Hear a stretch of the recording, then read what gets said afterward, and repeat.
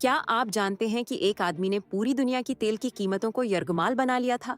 1975 में कार्लोस दी जिकाल नाम का दहशतगर्द वियना में ओपेक हेडक्वार्टर्स में दाखिल हुआ। इसके साथ 5 मुसल्लह साथी थे।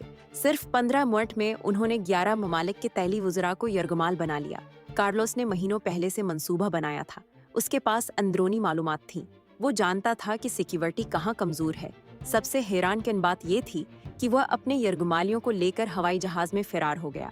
36 घंटे तक पूरी दुनिया की आंखें इस ऑपरेशन पर लगी रहीं। उसने करोड़ों डॉलर का फदिया मांगा और हैरत की बात यह है कि वो कामयाब हो गया। एक आदमी ने पूरी आलमी मईशत को हिलाकर रख दिया था।